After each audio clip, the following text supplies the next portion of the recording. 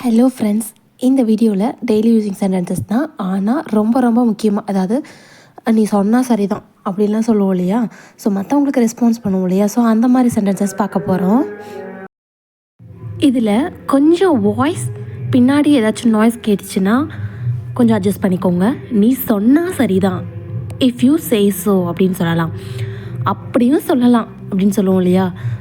அப்போ என்ன சொல்ல வர, இந்த மாதிரி சொல்ல வரையாகும்போது அப்படியும் சொல்லலாம்ப்பா அப்படின்னு சொல்லுவோம் இல்லையா? ஸோ அப்படியும் சொல்லலாம் அப்படிங்கிறத that's one way to put it. That's one way to put இட்னா என்ன, அப்படியும் சொல்லலாம் அப்படின்னு சொல்கிறது தான் that's one way to put it அப்படின்னு சொல்கிறது.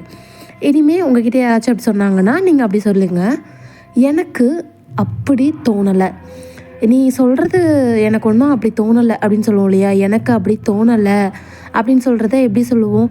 நீங்கள் யோசிச்சு பாருங்கள். நான் சொல்ல என் கூடவே சொல்லுங்கள், தப்பாக இருந்தாலும் பரவாயில்ல. ப்ராக்டிஸ் தான் இங்கிலீஷ் பேசுகிறதுக்கு ரொம்ப முக்கியம்.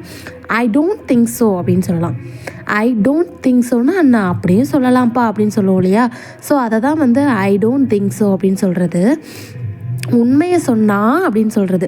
உண்மையை சொல்லணும்னா அப்படின்னு சொல்லுவோம் இல்லையா? சொல்லி ஆரம்பிப்போம் இல்லையா? அதை டு பி ஹானஸ்ட் அப்படின்னு சொல்லுவோம். டு பி ஹானஸ்ட் அப்படின்னு சொல்லிட்டு நம்ம என்ன சொல்ல வரமோ அதை சொல்லலாம். உண்மையை சொல்லணும்னா அப்படின்னு சொல்கிறது தான் டு பி ஹானஸ்ட் அப்படின்னு சொல்கிறது.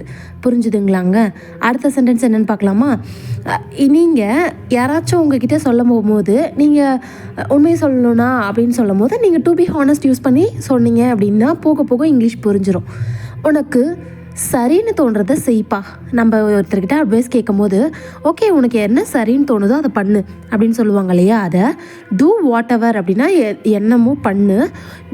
You think what you think is right அப்படின்னா உனக்கு என்ன தோணுதோ அதை பண்ணு அப்படின்னு சொல்கிறது. சும்மா சொன்னேன் அப்படின்னு சொல்லுவாங்க. சும்மா சொன்னேன் அப்படின்னு சொல்கிறது. எதுக்காக அதை சொல்கிறேன் அப்படிங்கும்போது இல்லை சும்மா சொன்னேன் அப்படின்னு சொல்லுவோம் இல்லையா? அதை I am just saying. I am just சேயிங்னா என்ன, நான் சும்மா சொன்னேன் அப்படின்னு சொல்கிறது தான் ஐ எம் ஜஸ்ட் சேயிங் அப்படின்னு சொல்கிறது. அப்படி தான் சொல்லுவேன்.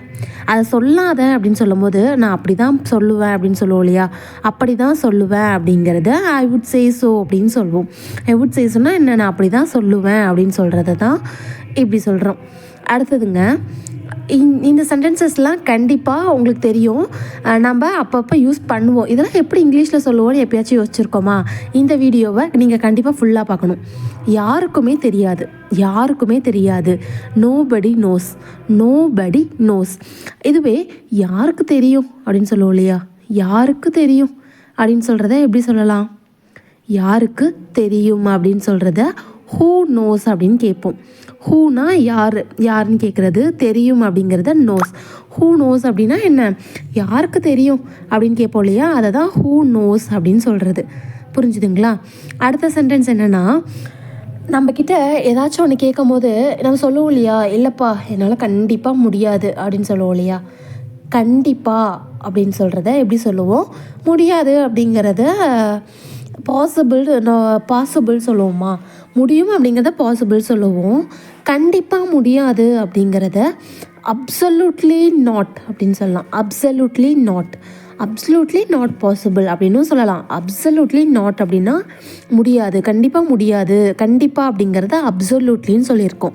புரிஞ்சுதுங்களாங்க? இந்த மாதிரி நிறைய தெரிஞ்சுக்கணும் அப்படின்னா மறக்காமல் இங்கிலீஷ் படிக்கலாம் சேனலை ஃபாலோ பண்ணி வச்சுக்கோங்க. இல்லைனா நீங்கள் தான் ஃபீல் பண்ணுவீங்க. ஏன்னா நான் நிறைய வீடியோஸ் போட போகிறேன். நீங்கள் பார்க்காம மிஸ் பண்ணிட்டீங்க அப்படின்னா அது உங்கள் மிஸ்டேக். நான் சொல்லிட்டேன், கண்டிப்பாக சப்ஸ்கிரைப் பண்ணி வச்சுக்கோங்க. Stay tuned. டாடா பாய்.